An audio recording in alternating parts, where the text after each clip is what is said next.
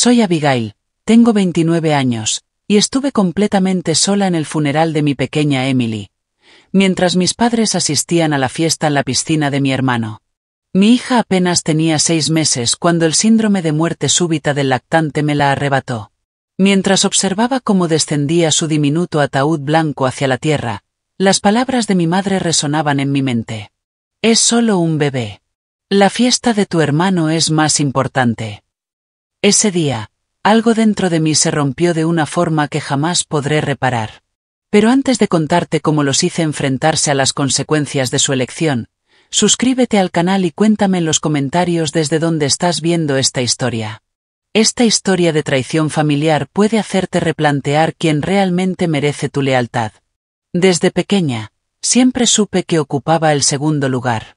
Mi hermano Jason, hoy con 32 años, fue el hijo dorado desde el momento en que nació. Nuestros padres, Margaret y Richard, de 58 y 60 años, crearon una dinámica familiar en la que cada logro suyo se celebraba con fiestas extravagantes, mientras que los míos apenas se reconocían, y solo con una tarjeta de compromiso, si es que se acordaban. Cuando Jason entró al equipo de fútbol en 5º grado, mis padres organizaron una barbacoa en el jardín e invitaron a toda la familia.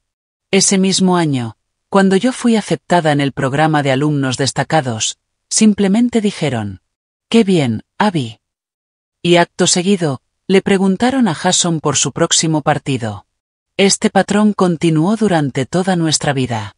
Las calificaciones promedio de Jason eran aplaudidas como prueba de un chico equilibrado, mientras que mis sobresalientes se consideraban simplemente lo esperado. En la preparatoria, ya había aceptado mi lugar en la jerarquía familiar. Me enfoqué en construir mi propia vida, destacaba en los estudios y forjaba amistades con personas que realmente me valoraban. Fue en el 2º año de la universidad cuando conocí a Michael. Venía de una familia cálida y solidaria que, al principio, me resultaba casi irreal. La forma en que sus padres se interesaban por su día, recordaban fechas importantes y mostraban orgullo por sus logros me parecía casi teatral, hasta que entendí que eso era el amor familiar normal. Michael y yo salimos durante toda la universidad y nos casamos hace 3 años, cuando ambos teníamos 27. Él es ingeniero arquitectónico y yo trabajo como enfermera pediátrica. Compramos una pequeña casa a unos 40 minutos de mis padres y 1 hora de los suyos. Esa distancia con mi familia fue intencional por mi parte, aunque nunca se lo confesé a Michael. Cuando anunciamos nuestro embarazo, los padres de Michael empezaron de inmediato a organizar el baby shower, a preguntar por los colores del cuarto del bebé y a enviarnos artículos sobre parto y crianza. Mis padres, en cambio, respondieron con un simple «Ah, qué bien. ¿Ya te contó Jason que quizá lo asciendan en la firma?». Asistieron al baby shower que organizaron mis suegros, pero pasaron la mayor parte del tiempo hablando de las últimas vacaciones de Jason en las Bahamas. La vida de Jason siempre siguió un patrón predecible de éxito. Tras la universidad, entró en una prestigiosa firma de marketing, compró un lujoso apartamento y comenzó a salir con mujeres cada vez más atractivas. Cada uno de sus logros era celebrado con grandes festejos por nuestros padres. Cuando compró su apartamento, ellos le ayudaron con el pago inicial, algo que jamás nos ofrecieron a Michael y a mí, a pesar de mis préstamos estudiantiles. Una vez mencioné esta diferencia a mi madre, y ella me dijo, «Jason tiene un estilo de vida más costoso que mantener. Tú y Michael son más prácticos». Emily nació en una mañana nevada de enero. Tenía el cabello oscuro de Michael y mis ojos azules. Cuando la sostuve por primera vez, sentí un amor tan intenso que dolía físicamente. Los padres de Michael llegaron al hospital en pocas horas, con regalos, lágrimas y una inmensa alegría. Mis padres vinieron al día siguiente. Permanecieron exactamente 45 minutos y se marcharon cuando mi madre recordó que tenía una cita en la peluquería.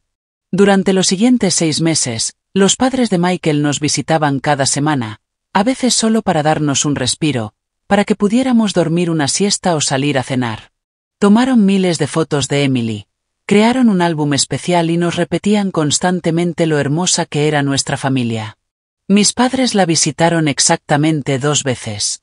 La primera fue 3 semanas después del nacimiento, cuando una amiga del club de lectura de mi madre insistió en conocer al bebé. La segunda vez fue cuando estaban por la zona para asistir a una cena de trabajo de Jason. Sostuvieron a Emily de forma torpe, como si fuera una bomba a punto de estallar, y parecieron aliviados cuando comenzó a llorar y la tomé de vuelta en brazos. A pesar de su indiferencia, yo les enviaba fotos semanales de los logros de Emily. Su primera sonrisa, su primer giro, su primera carcajada. Mi madre, de vez en cuando, respondía con un simple emoji de pulgar arriba. Mi padre jamás respondía. 2 meses antes de que Emily muriera, Jason anunció su compromiso con Stephanie, una representante de ventas farmacéuticas con quien llevaba 8 meses de relación. Mis padres comenzaron de inmediato a planear una elaborada fiesta de compromiso. Mi madre me llamaba a diario para contarme detalles del salón, el menú y la lista de invitados. La fiesta estaba programada para el mismo fin de semana en que sería la presentación de Emily en la iglesia, una ceremonia a la que mis padres ya se habían comprometido a asistir. Cuando le recordé a mi madre el conflicto de fechas, ella me dijo: «Ay, tendremos que perdernos lo del bebé. Este es el compromiso de Jason, Abby, es un evento único en la vida». Una presentación de bebé también sucede solo una vez, quise decirle, pero me tragué las palabras como tantas otras veces. Una semana antes de la muerte de Emily, empezó con un pequeño resfriado. Nada grave, solo algo de moqueo y congestión. La llevé al pediatra, quien me aseguró que era una infección viral menor que se resolvería sola. Aún así, tomé unos días libres en el trabajo para cuidarla. Hacia el fin de semana, parecía estar mejor, comía normalmente y sonreía con esa sonrisa desdentada que siempre me derretía el corazón. No tenía forma de saber qué serían nuestros últimos días juntas. Fue un martes por la noche cuando nuestro mundo se derrumbó. Michael y yo habíamos acostado a Emily a las 8 después de darle su biberón. Ese día había estado completamente normal, balbuceando, jugando con su conejito de peluche favorito, comiendo bien. Cenamos, vimos un episodio de la serie que seguíamos y nos fuimos a dormir alrededor de las 11. El monitor del bebé permaneció en silencio toda la noche. Demasiado silencio. Cuando me desperté a las 6 de la mañana para mi turno temprano en el hospital, algo no me cuadraba. Emily solía despertarse sobre las 5 para alimentarse. Fui a su cuarto, pintado de un suave amarillo, con animalitos del bosque en las paredes. En su cuna blanca, rodeada de los peluches que le habían regalado los padres de Michael, Emily yacía inmóvil. «Demasiado quieta, Emily», le susurré mientras tocaba su mejilla. Estaba fría. Lo que sucedió después vive en mi memoria como fragmentos desordenados. Mis gritos despertando a Michael. Sus pasos corriendo por el pasillo. Sus manos apartándome para hacerle RCP al diminuto cuerpo de nuestra hija. Mis dedos temblorosos marcaron el 911. La voz serena de la operadora me hacía preguntas que apenas podía comprender. La llegada de los paramédicos a nuestra tranquila casa de los suburbios. Sus rostros serios mientras continuaban con los intentos de reanimación. El trayecto en ambulancia con el cuerpo inmóvil de Emily. Las luces brillantes del hospital. Un médico de ojos amables que pronunció las peores palabras que un padre puede escuchar. Lo siento mucho. Su hija ha fallecido, parece ser por el síndrome de muerte súbita del lactante. Michael se desplomó contra la pared. Yo me quedé congelada, incapaz de asimilar esas palabras. No podía ser real. Habíamos hecho todo bien. Emily dormía boca arriba en una cuna sin mantas ni almohadas, a la temperatura correcta. Seguimos al pie de la letra todas las recomendaciones para prevenir el síndrome de muerte súbita.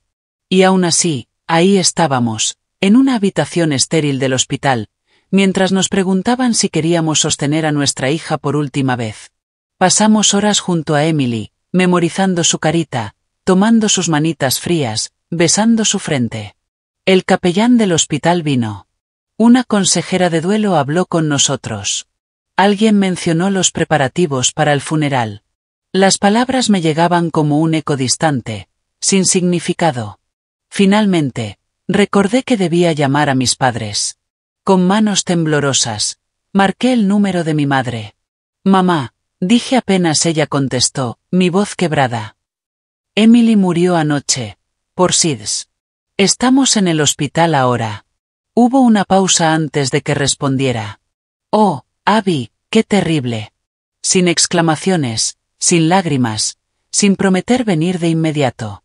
Solo una fría aceptación de la noticia. Tenemos que organizar el funeral, continué, desesperada porque comprendiera la gravedad, porque me ofreciera su apoyo, porque, por una vez, fuera mi madre cuando más la necesitaba. Sí, supongo que sí, respondió. Avísanos los detalles. Eso fue todo. Ninguna pregunta sobre cómo estábamos, ninguna oferta para ayudar.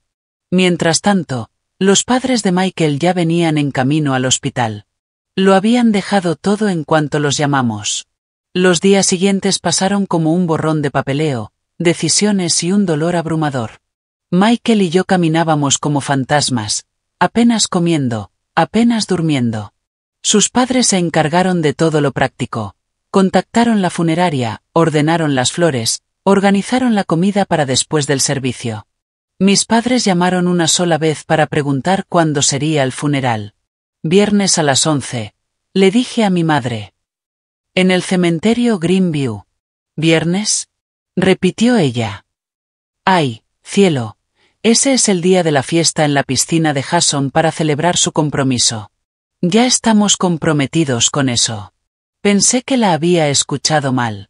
Mamá, es el funeral de Emily. El funeral de tu nieta. Lo entiendo, Abby, pero no podemos cancelar lo de Jason ahora. Todo está organizado, todos vienen. Lo comprendes, ¿verdad? No lo comprendía. No podía concebir cómo mis propios padres preferían una fiesta antes que el funeral de su nieta. No, mamá. No lo comprendo. Por favor, explícame. Suspiró, su aliento retumbando a través del teléfono. Abby, sé que estás alterada, pero piensa con lógica. Es solo un bebé. La fiesta de tu hermano es más importante. Emily solo estuvo aquí unos meses. Siempre puedes tener otro bebé. Pero el compromiso de Jason es crucial para su futuro. Cada palabra me golpeaba como un puñetazo físico. Es solo un bebé. La fiesta de tu hermano es más importante. Siempre puedes tener otro bebé. En ese instante, algo dentro de mí se endureció. El dolor tan profundo se transformó en otra cosa, una frialdad helada. Una claridad brutal sobre quiénes eran realmente mis padres. Ya veo, fue lo único que logré decir antes de colgar. Michael me encontró sentada en el suelo del dormitorio, con el teléfono aún en la mano. Cuando le conté lo que mi madre había dicho, su rostro se contorsionó de rabia. Quería llamarlos de inmediato para decirles exactamente qué clase de personas eran, pero lo detuve. No importa, le dije con el vacío más allá de la ira. Siempre ha sido así. Solo que nunca quise aceptarlo. La mañana del funeral amaneció luminosa y despejada, cruelmente hermosa para un día tan oscuro. Me quedé de pie frente al armario, mirando el vestido negro que había comprado el día anterior, tratando de asimilar que estaba eligiendo ropa para enterrar a mi hija. Durante el trayecto al cementerio, revisé el teléfono una última vez, albergando la desesperada esperanza de que mis padres hubieran cambiado de opinión. No había mensajes de ellos. En su lugar, había un mensaje de texto de Jason. Lamento lo del bebé. Espero que el funeral vaya bien. Estoy emocionado por ver a todos en la fiesta más tarde. Apagué el teléfono. El ataúd de Emily era increíblemente pequeño. Blanco, con asas plateadas y decorado con rosas rosadas. Parecía hecho para una muñeca, no para mi hija. De pie junto a él, en la sección Jardín de los Ángeles del cementerio, reservada para bebés y niños, me sentía desconectada de la realidad. Michael estaba a mi lado, pálido, sujetando mi mano con tanta fuerza que dolía. Sus padres estaban al otro lado, su madre lloraba abiertamente, su padre permanecía firme, aunque con los ojos enrojecidos. Alrededor nuestro se reunieron amigos, compañeros de trabajo, vecinos, incluso familias de pacientes de la unidad pediátrica donde yo trabajaba. Mi amiga de la infancia, Teresa, había volado desde Chicago. Mi compañera de universidad, Lily, estaba allí junto a su esposo. La ausencia evidente de mis padres y mi hermano creaba un vacío que todos fingían no notar, aunque percibía las miradas de desconcierto, los susurros de confusión. La madre de Michael me rodeó con un brazo protector cuando alguien preguntaba dónde estaba mi familia, cambiando hábilmente de tema. El pastor David habló sobre la brevedad de la vida de Emily, pero la profundidad de su impacto. Algunas almas cumplen su propósito en la tierra rápidamente. Emily trajo alegría, amor y una nueva dimensión de humanidad a Abby y Michael durante sus 6 meses juntos. Durante el servicio, mi teléfono vibró dentro del bolso. No lo revisé hasta después de la última oración. Varias notificaciones de Instagram. Jason había publicado fotos de su fiesta en la piscina. Mis padres aparecían en primer plano, sonrientes, con copas de champán en la mano, celebrando mientras su nieta era enterrada a solo 3 millas de distancia. Cuando llegó el momento del entierro, estuve a punto de derrumbarme. El acto físico de ver descender ese diminuto ataúd hacia la tierra hizo que la muerte de Emily se volviera real de una forma brutal. Esto era definitivo. Esto era para siempre. Mi bebé se había ido y jamás volvería a abrazarla. Jamás la vería crecer, nunca sabría quién habría llegado a ser. El padre de Michael tuvo que sostenerlo cuando lanzó el primer puñado de tierra sobre el ataúd. Su madre me abrazó mientras yo hacía lo mismo, mi cuerpo entero convulsionando por los sollozos. A nuestro alrededor, los demás siguieron, murmurando oraciones y despedidas. Más tarde, en nuestra casa, la gente se reunió trayendo comida, flores y palabras bien intencionadas que no alcanzaban mi dolor. Me movía por las habitaciones como un autómata, aceptando condolencias, agradeciendo la presencia de todos, rechazando comida que sabía que no comería. En los momentos de silencio, me sorprendía a mí misma escuchando los balbuceos y llantos de Emily a través del monitor de bebé que aún no habíamos guardado. Y cada vez, el golpe de la realidad me volvía a atravesar. Jamás volvería a oírla. Cuando todos se fueron, Michael y yo nos quedamos de pie en la habitación de Emily, rodeados de sus cosas. La cuna donde murió, la mesa de cambio aún con los pañales apilados ordenadamente, la mecedora donde la amamantaba en las madrugadas. No podíamos tocar nada. Como si mantener intacto su espacio pudiera, de alguna forma, conservar un pedazo de ella. Esa primera semana transcurrió en una niebla de dolor. Yo pedí licencia en el trabajo. Michael intentó volver después de 3 días, pero regresó temprano, incapaz de concentrarse. Nos movíamos por la casa como sombras, apenas comíamos, dormíamos aún menos y casi no hablábamos. El silencio, donde antes estaban los balbuceos, risas y llantos de Emily, era ensordecedor. Mis padres no llamaron, no enviaron mensajes, no aparecieron. Los padres de Michael venían todos los días, trayendo comida, lavando la ropa, sentándose junto a nosotros en nuestro duelo. Respetaban nuestro espacio, pero nunca nos dejaban completamente solos. Su madre nos sugirió, con mucha delicadeza, acudir a terapia de duelo. Su padre se encargó de la montaña de trámites, certificados de defunción, seguros, facturas médicas. 7 días después del funeral, mi teléfono sonó. Era el número de mi madre. Estuve a punto de no contestar, pero finalmente lo hice, por simple curiosidad ante lo que pudiera decirme. «Abby, ¿cómo estás?», preguntó, con un tono casual, como si simplemente hubiéramos pasado una semana sin hablar, como si nada importante hubiera ocurrido. «Mi hija murió y fue enterrada sin la presencia de sus abuelos», respondí con frialdad. «¿Cómo crees que estoy?». «Abby, no es necesario ese tono. Llamamos para invitarte a ti y a Michael a cenar el domingo. Les haría bien salir de la casa, ¿no crees? Jason y Stephanie estarán allí. Pueden contarles sobre los planes de la boda. Tal vez eso te ayude a distraerte un poco». ¿Distraerme? Como si la muerte de mi hija fuera una simple incomodidad de la cual podía evadirme hablando de bodas. «No creo que podamos ir», respondí. «Abby, no puedes encerrarte así. La vida continúa. Ya ha pasado una semana». «¿Una semana?». «Una semana desde que enterré a mi hija», Y para mi madre eso ya era tiempo suficiente para seguir adelante. Tengo que colgar, dije y lo hice. Michael me encontró sentada en el suelo del baño, mirando fijamente la pared. Cuando le conté sobre la llamada y la invitación de mi madre a cenar para hablar de los planes de boda de Jason, su rostro se endureció. No pueden estar hablando en serio, dijo. Lo están, respondí. Claro que lo están. En contra de mi propio instinto, acepté asistir a la cena 2 semanas después del funeral. Michael no estaba convencido, pero sentía la necesidad de verlos cara a cara, de intentar comprender cómo podían actuar como si nada hubiese pasado.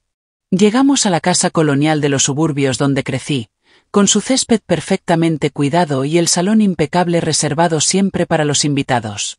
Mi madre nos recibió con besos cuidadosos, cuidando no arruinar su labial. Mi padre asintió desde su sillón, apenas levantando la vista del periódico. Jason y Stephanie estaban en el sofá, rodeados de revistas de bodas. Abby, Michael, pasen. La cena casi está lista, dijo mi madre con tono jovial. Jason nos estaba mostrando el lugar que están considerando para la recepción. Es absolutamente espectacular. Ninguna mención de Emily. Ningún reconocimiento de nuestra pérdida. Ninguna consideración de que tal vez no estábamos de ánimo para hablar de salones de boda. Nos sentamos rígidos en el sofá mientras Jason monopolizaba la conversación con detalles del presupuesto, la lista de invitados y opciones para la luna de miel. Mis padres lo escuchaban con entusiasmo, aportando sugerencias y aprobación.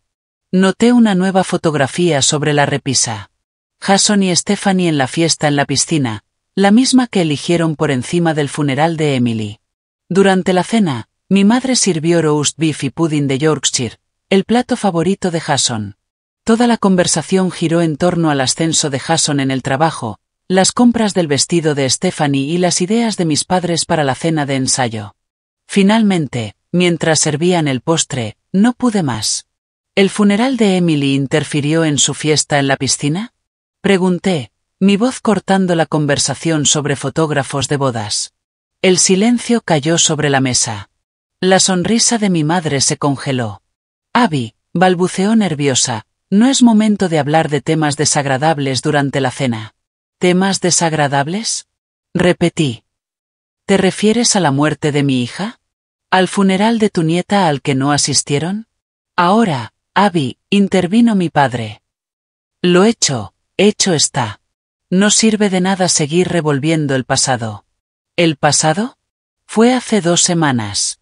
Jason puso los ojos en blanco. ¿Ves? Por eso no queríamos hablar del tema. Siempre haces un drama, Abby.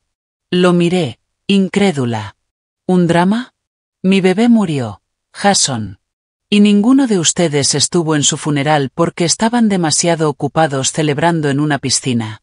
No fue solo una fiesta en la piscina, se defendió mi madre. Fue la celebración del compromiso de Jason y Stephanie. Lo habíamos planeado durante semanas. No podíamos cancelar a último momento. Pero si pudieron faltar al funeral de su nieta. Si pudieron decirme que es solo un bebé, que siempre puedo tener otro. Michael, que hasta ese momento había guardado silencio, soltó el tenedor con un golpe seco. He intentado ser respetuoso, pero esto es simplemente inconcebible. ¿Tienen idea de lo que había pasado? ¿De lo que hemos pasado? Mi madre se mostró ofendida. Claro que sí. Lamentamos mucho su pérdida. Pero la vida sigue, ¿no es cierto? Estancarse en el dolor no es saludable. Ya han pasado 2 semanas. Michael habló con un tono bajo, pero peligroso. 2 semanas desde que enterramos a nuestra hija, y ni una sola vez nos han preguntado cómo estamos. No han ofrecido ayuda. No han reconocido nuestro dolor de ninguna forma. Mi padre carraspeó incómodo. Pensamos que lo mejor era darles espacio. ¿Espacio? Solté una carcajada amarga. ¿Así lo llaman? Desde donde yo lo veo, se llama indiferencia. Parece que les importa más el compromiso de Jason que la muerte de su propia nieta. Eso no es justo, Abby, intervino Jason. Mamá y papá ya se habían comprometido con mi fiesta. No podían estar en dos lugares al mismo tiempo. Hicieron una elección, Jason. Y, como siempre, te eligieron a ti. Un silencio tenso envolvió la mesa. Stephanie, visiblemente incómoda, bajó la mirada hacia su plato. Finalmente, mi madre rompió el silencio. De hecho, varios familiares preguntaron dónde estábamos durante el funeral. Les dijimos que no pudimos asistir por problemas de salud. Sabes que tu padre tiene problemas en la espalda. La revelación me golpeó como un puñetazo en el estómago. Habían mentido a la familia sobre el motivo de su ausencia en el funeral de Emily. Se sintieron lo suficientemente avergonzados como para mentir, pero no lo suficiente como para presentarse. Mintieron, susurré. Bueno, difícilmente podíamos decirles que estábamos en una fiesta en la piscina, ¿verdad? Respondió mi madre como si aquello fuera perfectamente razonable. La gente no lo entendería. Yo no lo entiendo, dije, poniéndome de pie. Y nunca lo haré. Michael y yo nos marchamos sin terminar el postre. En el coche, me sostuvo la mano mientras sollozaba, sintiendo por primera vez todo el peso de la traición de mi propia familia. Durante el mes siguiente, nuestro matrimonio se vio sometido a la presión conjunta del duelo y la tensión familiar. Michael y yo comenzamos terapia de duelo especializada en la pérdida de bebés. En una de las sesiones, la doctora Patrice nos preguntó por nuestros sistemas de apoyo. La familia de Michael ha sido increíble, le dije. La mía, no tanto. Al explicarle lo sucedido, la expresión profesional de la doctora Patrice se quebró por un instante, dejando entrever el impacto antes de recomponerse. Debe ser tremendamente doloroso, dijo con cautela. ¿Siempre has sentido que tus padres favorecen a tu hermano? Aquella pregunta abrió una compuerta. Semana tras semana, fui desenterrando toda una vida de favoritismos, algunos sutiles, otros no tanto. El recital de danza al que no fueron porque Jason tenía entrenamiento de fútbol. Los cumpleaños olvidados porque coincidían con los eventos de Jason. El fondo universitario que fue la mitad del de Jason, porque las chicas se casan y tienen un esposo que las mantiene. La doctora Patrice me habló de conceptos como hijo dorado y chivo expiatorio. Me explicó las dinámicas en familias narcisistas. Con cada sesión, todo se volvía más claro. No era solo por el funeral. Era por toda una vida siendo tratada como menos, culminando en el desprecio absoluto de mi pérdida más profunda. ¿Qué hago con todo esto? Le pregunté en nuestra sexta sesión. ¿Cómo sigo adelante? Depende de lo que desees, respondió. Algunas personas optan por mantener un contacto mínimo con límites muy claros. Otras descubren que necesitan cortar completamente. ¿Qué sientes tú? Pensé en la crueldad casual de mis padres, en todos los momentos de duelo que había atravesado sola mientras ellos celebraban a mi hermano. Pensé en Emily. Ella merecía abuelos que valoraran su vida, que hubieran movido cielo y tierra por estar allí para honrar su partida. Creo, dije lentamente, que necesito que entiendan lo que han hecho. No solo a mí, sino a Emily. A su memoria. Antes de decidir qué hacer con nuestra relación, deben enfrentar lo que sucedió. ¿Y si no pueden o no quieren reconocerlo? Preguntó con suavidad la doctora Patrice. Entonces tendré mi respuesta. Esa noche le conté a Michael mi decisión. Necesito que lo entiendan, le dije. Necesito que sientan, aunque sea una fracción, el dolor que yo sentí estando sola en ese funeral. Michael me miró con preocupación. ¿Qué planeas hacer? Nada destructivo, lo tranquilicé. Solo la verdad. La verdad que llevan años evitando. Me preocupa por ti, admitió él. Enfrentarlos podría empeorar las cosas. ¿Peor que perder a nuestra hija y que me digan que no importa porque es solo un bebé? ¿Peor que estar sola en su funeral porque una fiesta en la piscina era más importante? No lo creo, Michael. Él me abrazó con fuerza. Decidas lo que decidas, estaré a tu lado en cada paso. Aquella noche tomé la decisión definitiva. El tiempo del silencio había terminado. No quería venganza. No exactamente. Lo que deseaba era reconocimiento. que asumieran el peso de sus actos, que vieran claramente el daño causado. Por encima de todo, quería impedir que pudieran reescribir la historia algún día. Que jamás pudieran fingir que fueron unos abuelos presentes, cuando en realidad fueron todo lo contrario. Mi primer paso fue rechazar la invitación a la fiesta de compromiso de Jason. Llegó en un grueso sobre color crema, con detalles dorados. Sin duda, obra de mi madre. Respondí con un simple mensaje de texto. Michael y yo no asistiremos. Seguimos de duelo por la muerte de nuestra hija. Las llamadas comenzaron de inmediato. Primero mi madre, luego mi padre, incluso Jason. Abby, no puedes faltar a la fiesta de compromiso de Jason, insistía mi madre. La familia debe estar unida en estos momentos. La familia también debía estar unida en el funeral de Emily. Le respondí. Eso es distinto, dijo con tono despreocupado. Esto es una ocasión feliz. No estoy en condiciones de celebrar nada en este momento. Ha pasado más de un mes, Abby. Debes seguir adelante. Corté la llamada sin responder. La llamada de mi padre fue similar. Culpa y manipulación disfrazadas de autoridad paternal. Pero la de Jason fue la más sorprendente. Mamá y papá están molestos porque no vas a venir a mi fiesta, dijo. ¿No podrías venir al menos una hora? Es importante para ellos. ¿El funeral de Emily fue importante para ti? Pregunté. Hubo una pausa. Eso no es justo. Apenas la conocí. ¿Y de quién es la culpa, Jason? La visitaste exactamente una vez en 6 meses. Era tu sobrina. Mira, lamento lo que pasó. Es horrible, pero la vida sigue, ¿no? Tú y Michael pueden intentarlo de nuevo cuando estén listos. Intentarlo de nuevo. Como si Emily hubiese sido un experimento fallido, en lugar de nuestra hija. Como si cualquier futuro hijo pudiera reemplazarla, en vez de ser su propio ser único e irrepetible.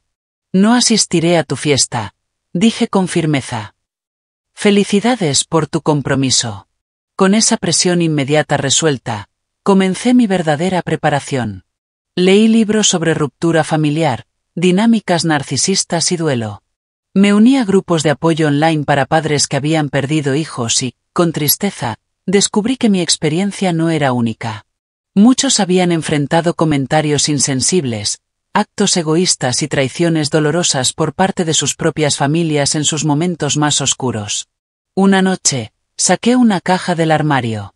Una recopilación de pruebas que, sin darme cuenta, había ido acumulando a lo largo de mi vida. Tarjetas de cumpleaños con mensajes genéricos o, peor aún, mencionando los logros de Jason. Fotos familiares donde yo aparecía en la periferia, mientras Jason ocupaba el centro. Mensajes de texto mostrando patrones de abandono y desdén. Creé una línea de tiempo que documentaba el patrón que culminó en su ausencia en el funeral de Emily. No era para ellos. Era para mí. Una forma de validar mis propias experiencias y sentimientos después de años de manipulación emocional y minimización. Luego, contacté a familiares lejanos, tías, tíos, primos que sí estuvieron en el funeral de Emily y que notaron la ausencia de mis padres. Al principio no les di detalles, solo hice preguntas abiertas para conocer su versión de los hechos. Nos dijeron que tu padre estaba mal de la espalda, me explicó mi tía Judith durante una llamada. Y que tu madre debía quedarse en casa para cuidarlo. ¿Esa explicación te pareció extraña? Pregunté. Hubo una pausa. Bueno, sí, respondió finalmente mi tía Judith. Recuerdo haber pensado que era extraño que no pudieran asistir ni siquiera un momento. Pero, ¿quién soy yo para cuestionarlo? Cada quien vive el duelo a su manera. ¿Y si no estaban de duelo en absoluto? Pregunté en voz baja. ¿Y si, en realidad, estaban en la fiesta de la piscina de Jason? El silencio al otro lado de la línea fue ensordecedor. Conversaciones similares con otros familiares me revelaron hasta dónde habían llegado las mentiras de mis padres. Habían contado historias coherentes para justificar su ausencia, construyendo una narrativa donde eran víctimas de las circunstancias y no personas que tomaron una decisión deliberada. Tras 2 meses de preparación, estaba lista para el paso final. Les envié un mensaje de texto a mis padres. Me gustaría reunirnos para hablar sobre cómo seguir adelante después de todo lo sucedido. Solo los tres, este domingo a las 2 de la tarde en su casa. Mi madre respondió casi de inmediato. Maravilloso. Me alegra tanto que quieras dejar esto atrás. Haré tu pastel de limón favorito. La ligereza de su respuesta, asumiendo que yo buscaba una reconciliación sin ningún tipo de reconocimiento, solo fortaleció mi determinación. La noche anterior al encuentro, Michael me abrazaba mientras yo repasaba lo que quería decir. ¿Estás segura de esto?, me preguntó. No les debes ninguna explicación si decides cortar el contacto. No lo hago por ellos, le expliqué. Lo hago por mí. Por Emily. Necesito decir mi verdad, defender su memoria. Si simplemente desaparezco de sus vidas, reescribirán la historia. Dirán que estaba demasiado consumida por el dolor, que era inestable, irracional. Necesito dejar claro por qué estoy tomando esta decisión. Lo entiendo, dijo. Solo recuerda que, pase lo que pase mañana, tienes personas que te aman de verdad. Lo abracé con más fuerza, agradecida por su apoyo incondicional. A la mañana siguiente, guardé en mi bolso una foto enmarcada de Emily, los documentos que había preparado y una carta donde expresaba todo lo que necesitaba decir. Me vestí con una blusa azul, el color que más le gustaba mirar a Emily, y el collar con su piedra de nacimiento que Michael me había regalado tras su nacimiento. ¿Lista?, preguntó Michael antes de salir. Respiré profundo. Tan lista como puedo estar. La casa de mis padres lucía exactamente como siempre. El césped perfectamente podado, los setos recortados, flores frescas en las jardineras de las ventanas. Me quedé varios minutos sentada en el coche, reuniendo fuerzas para lo que estaba por venir. Finalmente, respiré hondo, tomé mi bolso con la foto de Emily y los documentos, y caminé hacia la puerta. Mi madre abrió, vestida con un vestido floral y perlas, como si fuera una visita social y no un ajuste de cuentas. Abby, pasa, pasa. Tu padre está en la sala. Acabo de sacar el pastel de limón del horno. La casa olía a limón y azúcar, un aroma que en el pasado significaba calidez, pero que ahora me parecía una burla. Mi padre estaba en su sillón habitual, el periódico cuidadosamente doblado a un lado. Se puso de pie al verme, dándome una palmada torpe en el hombro, lo más cercano a un gesto de afecto físico que jamás ofrecía. «Qué gusto verte, Abby. Te ves bien». No me veía bien.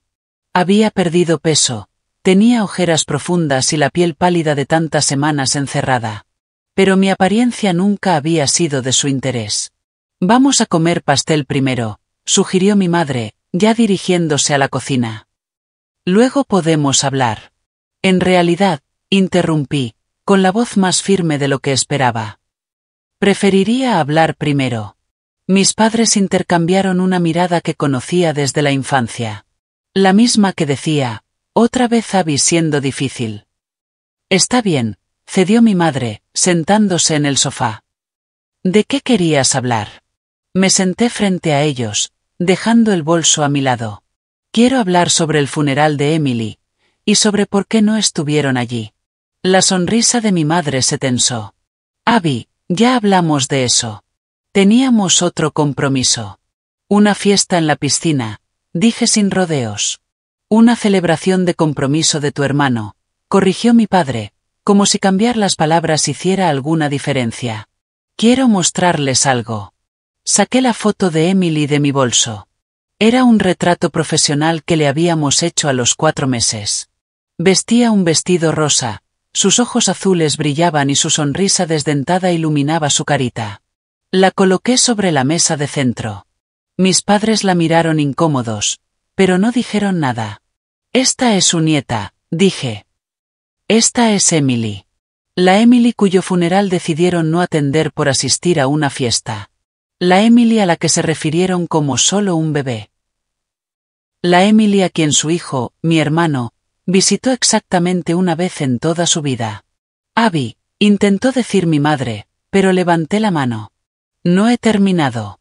Por tanto tiempo como puedo recordar, dejaron claro que Jason siempre importaba más que yo.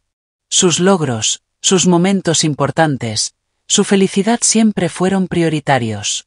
Lo acepté. Construí mi vida rodeada de personas que sí me valoraban, a pesar de su indiferencia. Pero cuando decidieron no asistir al funeral de Emily, cuando minimizaron su muerte como algo insignificante, cruzaron una línea que no se puede deshacer. Saqué la carpeta con toda la documentación que había preparado. He pensado mucho en esto, tratando de entender si fue un hecho aislado o parte de un patrón. Y creo que la evidencia habla por sí sola. Les entregué una línea de tiempo impresa con ejemplos específicos, desde mi infancia, que mostraban su favoritismo hacia Jason y su desprecio hacia mí. Cumpleaños olvidados por partidos de fútbol de Jason. Mi graduación universitaria interrumpida porque Jason tenía una cita. El sustancial apoyo económico que le dieron a él en comparación con las migajas que recibí yo. Mis padres miraban los papeles con expresiones de confusión y a la defensiva. ¿Y esto qué se supone que es? Preguntó mi padre. Es el registro de sus decisiones, respondí. Un patrón que culminó en el día más doloroso de mi vida, cuando enterré a mi hija sola, mientras ustedes celebraban con Jason. No estaba sola, protestó mi madre. Michael estaba allí. ¿Y sus padres? Sí. Gracias a Dios por ellos. Pero ustedes, los abuelos de Emily, prefirieron una fiesta a despedirla. Y luego mintieron a la familia sobre el motivo de su ausencia. El rostro de mi padre enrojeció. No creímos que quedaría bien. No, no quedaba bien, asentí. Porque no estaba bien. Fue cruel. Fue egoísta. Una declaración clarísima de sus prioridades. Saqué mi teléfono y les mostré las capturas de pantalla que había guardado. Las publicaciones de Instagram de la fiesta de Jason, con la marca de tiempo durante el funeral de Emily. Mi madre brindando con champán mientras yo escuchaba al pastor hablar junto al ataúd de mi hija. Mi padre riendo con amigos mientras Michael y yo arrojábamos tierra sobre la tumba de nuestro bebé. ¿Tienen idea de lo que sentí al ver estas fotos después del funeral? Pregunté, y por fin mi voz se quebró. Saber que no solo no estuvieron presentes, sino que estaban celebrando. Finalmente, la compostura de mi madre se desmoronó. ¿Qué quieres de nosotros, Abby? No podemos cambiar lo que ocurrió. No. No pueden, admití. Pero sí pueden reconocerlo. Pueden dejar de fingir que fue aceptable. Pueden asumir el dolor que causaron. Lamentamos que te haya dolido, dijo mi padre con rigidez. Eso no es una disculpa, señalé. Eso es culparme a mí por sentir dolor, en lugar de responsabilizarse por sus actos. El silencio llenó la sala como un muro de tensión. Mi madre miró a mi padre, claramente esperando que solucionara la situación como siempre hacía, con autoridad y evasivas. Pero incluso él pareció darse cuenta de que sus viejas tácticas no funcionarían esta vez. ¿Qué es exactamente lo que quieres que digamos? Preguntó finalmente mi madre, con un tono de frustración. Saqué la carta que había escrito, mi última prueba, mi verdad más profunda. No quiero que digan nada, respondí. Solo quiero que escuchen. Esto es lo que necesito que escuchen. Desplegué el papel y comencé a leer. Queridos mamá y papá. Les escribo porque necesito que comprendan lo que significaron sus decisiones para mí. Cuando Emily murió, mi mundo se derrumbó. Todo lo que conocía, todo en lo que creía, todo lo que soñaba, se deshizo en un instante. Y lo único que podría haber hecho ese dolor aún peor fue tener que enfrentarlo sola. Eso es exactamente lo que su elección me obligó a hacer. Cuando me dijeron que Emily solo era un bebé, y que la fiesta de Jason era más importante, no solo faltaron a un funeral. Invalidaron toda su existencia. Me dijeron que mi hija, su nieta, era prescindible, reemplazable, insignificante. Me dijeron que mi dolor era una molestia, que mi pérdida era exagerada, que mi duelo no valía la pena comparado con la celebración de Jason. Esto no fue un hecho aislado. Fue la culminación de una vida entera siendo tratada como menos, de ver minimizadas mis vivencias, ignorados mis logros, desestimadas mis necesidades. He pasado toda mi vida intentando ganarme el amor y la atención que ustedes le dan a Jason sin esfuerzo, sin entender que el problema nunca fui yo. Fueron ustedes. No les escribo para herirlos ni para exigirles una disculpa. Les escribo porque ahora veo la verdad con claridad. Veo el patrón. Entiendo que esto nunca cambiará, porque ustedes no quieren que cambie. Y sabiendo eso, necesito protegerme a mí misma y proteger la memoria de mi hija de más daño. Por ahora, he decidido dar un paso atrás en nuestra relación. Necesito tiempo y espacio para llorar a Emily sin ver su existencia minimizada. Necesito sanar no solo por su pérdida, sino también por el trauma adicional de su respuesta. Quiero construir una vida rodeada de personas que me valoren, que habrían movido cielo y tierra para estar presentes en el peor día de mi vida. Si algún día están dispuestos a reconocer verdaderamente lo sucedido, a asumir su responsabilidad sin excusas, a comprometerse a cambiar, entonces quizá podamos empezar a reconstruir algo.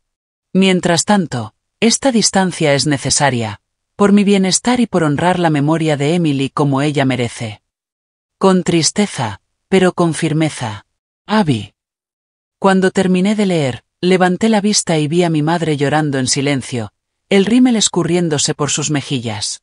Mi padre permanecía rígido, mandíbula tensa, pero en sus ojos asomaba algo inusual, incertidumbre. «No puedes hablar en serio», dijo finalmente mi padre. ¿Todo esto por un solo evento? Doblé cuidadosamente la carta y la guardé en mi bolso. No fue un solo evento, respondí. Fue el último evento de toda una vida de eventos. Y no estoy cortando el contacto para siempre. Estoy tomando distancia hasta que puedan reconocer la realidad de lo sucedido y comprometerse a cambiar. Esto es ridículo, insistió mi padre.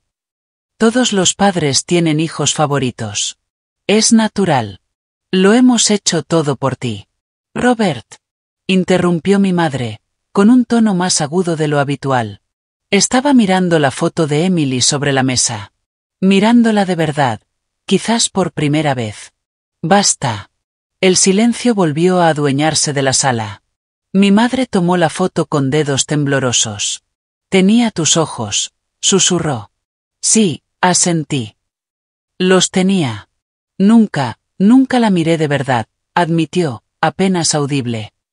Siempre estaba tan ocupada con las cosas de Jason, los preparativos de su compromiso. Mi padre se removió incómodo en su silla. Margaret, no sigas. Abby está molesta, pero al final volverá. Siempre vuelve. No, dije firme. Esta vez no. Esto no es algo que pueda superar así como así. Esta es mi línea. Me puse de pie y tomé mi bolso. He dicho lo que vine a decir. Ahora la decisión está en sus manos.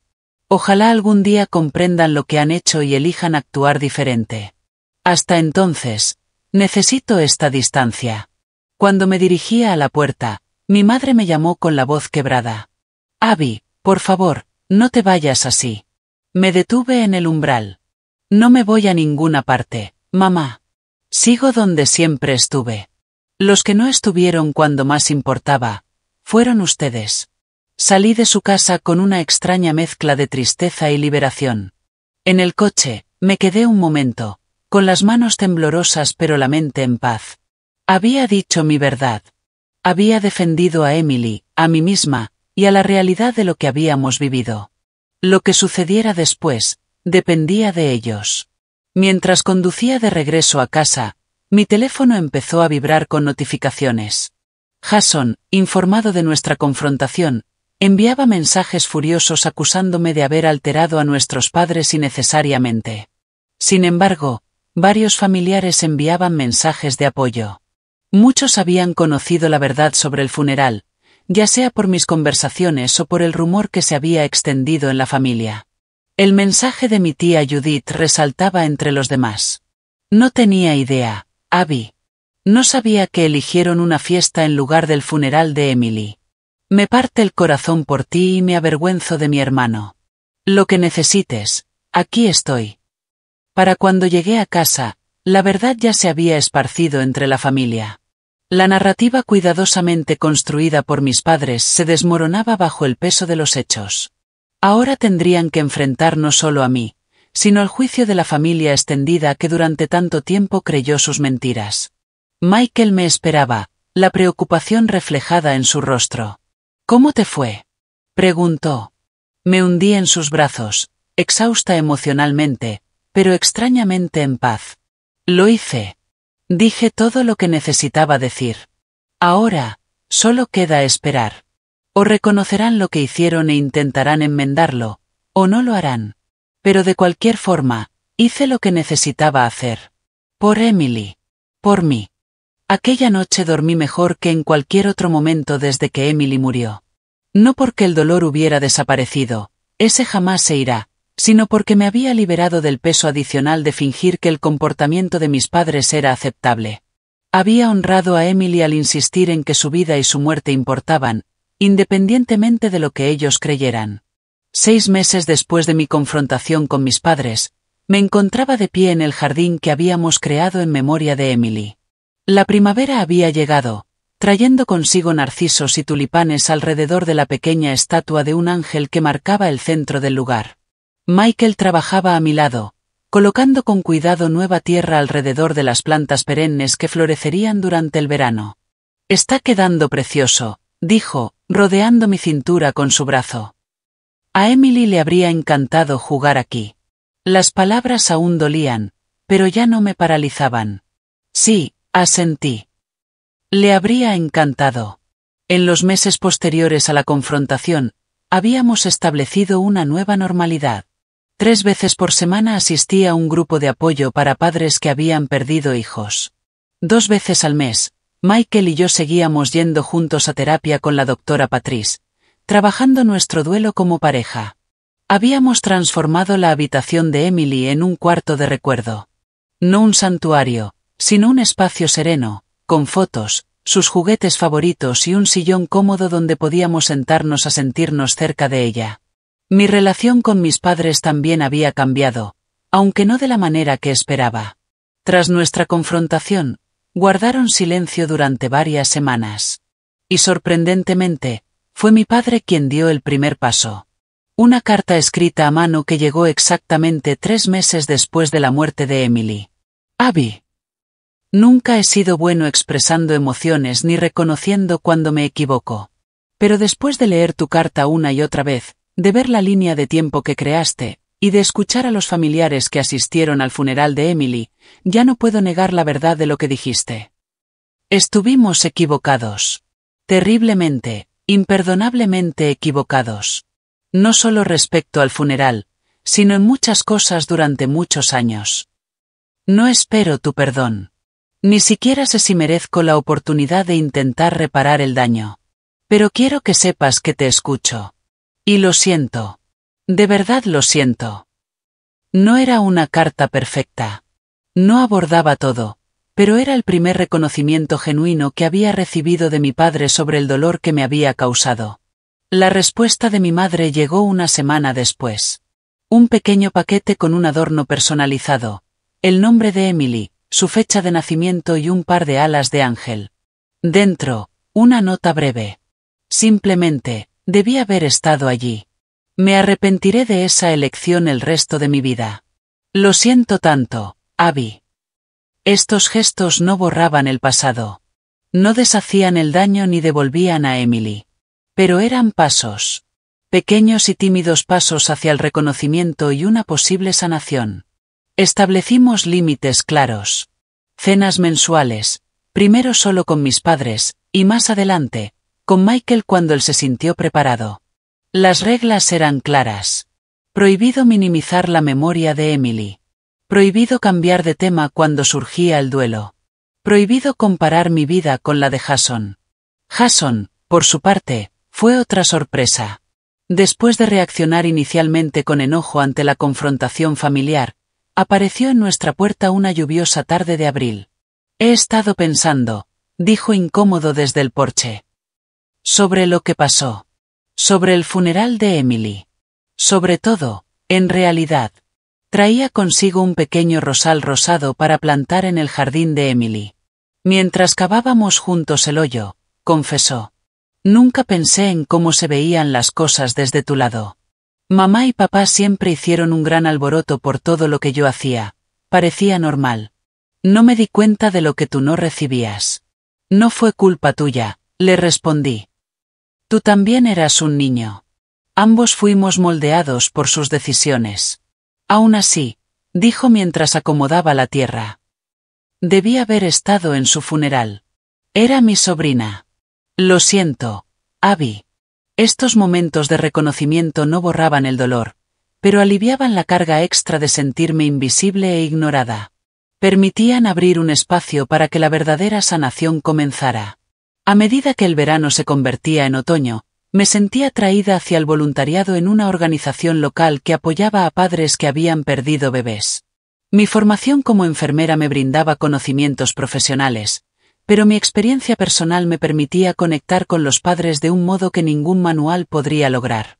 Durante una sesión de apoyo, una joven madre llamada Rachel se derrumbó mientras contaba cómo sus suegros le habían sugerido que simplemente lo intentara de nuevo apenas un mes después de perder a su hijo por un defecto cardíaco congénito. No entienden, sollozaba. Actúan como si pudiera reemplazarlo, como si cualquier bebé sirviera. Le tomé la mano. Te entiendo. Mis padres faltaron al funeral de mi hija por una fiesta en la piscina. Me dijeron que solo era un bebé y que el compromiso de mi hermano era más importante. Los ojos de Rachel se abrieron con asombro. ¿Qué hiciste? Defendí la memoria de mi hija, respondí. Los enfrenté con lo que habían hecho. Y luego me enfoqué en sanar, con o sin su comprensión. ¿Ayudó? Preguntó. ¿Enfrentarlos? Lo pensé con cuidado. No trajo de vuelta a Emily. No borró el dolor de haberla enterrado sola. Pero la honró. Le dijo al mundo, su vida importó. Su muerte importó. Y eso me ayudó a sanar. Trabajar con estos padres se convirtió en mi propósito. No como reemplazo de Emily, nada podría hacerlo, sino como una forma de dar sentido a la devastación de su pérdida. Cada familia a la que ayudaba era un tributo a su breve vida, una manera de asegurar que su impacto continuara. Michael y yo empezamos, de forma cautelosa, a hablar sobre la posibilidad de tener otro hijo. No para reemplazar a Emily, éramos muy claros al respecto tanto entre nosotros como con la doctora Patrice, sino para ampliar nuestra familia. La conversación estaba llena de miedo y culpa. ¿Amar a otro hijo disminuiría nuestro amor por Emily?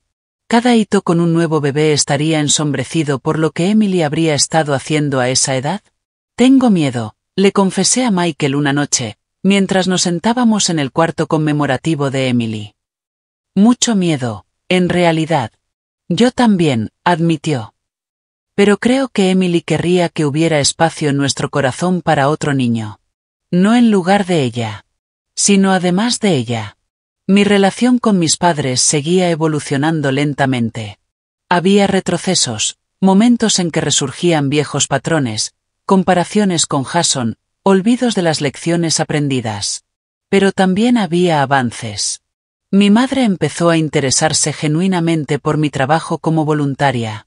Mi padre creó un pequeño fondo de becas a nombre de Emily en el hospital infantil donde yo trabajaba. Durante una reunión familiar por su cumpleaños, lo escuché hablando con un primo que acababa de tener un bebé. Atesora cada momento, le decía con una emoción poco habitual. Cada instante cuenta. Aprendí esa lección demasiado tarde, con mi nieta. No era perfecto. Nunca lo sería. Pero era un avance. En el primer aniversario de la muerte de Emily, organizamos una pequeña ceremonia de recuerdo en nuestro jardín. Los padres de Michael estuvieron presentes, firmes y solidarios como siempre. Mis padres también vinieron, trayendo flores y permaneciendo de pie, algo incómodos pero respetuosos, al borde del jardín. Jason y Stephanie asistieron brevemente, dejando un pequeño osito de peluche junto a la estatua del ángel. Mientras liberábamos globos biodegradables hacia el cielo, sentí la presencia de Emily. No de manera sobrenatural, sino en el impacto que había dejado en todos nosotros. En sus 6 breves meses, nos enseñó lo que significa el amor incondicional. Con su muerte, nos mostró cuán frágil es la vida. Y en lo que vino después, nos enseñó el poder de defender la verdad, de establecer límites, de honrar el duelo en lugar de apresurarse a superarlo. Había perdido a mi hija. Eso siempre sería cierto. Pero también había encontrado mi voz, mi fortaleza y un nuevo propósito nacido de esa devastadora pérdida.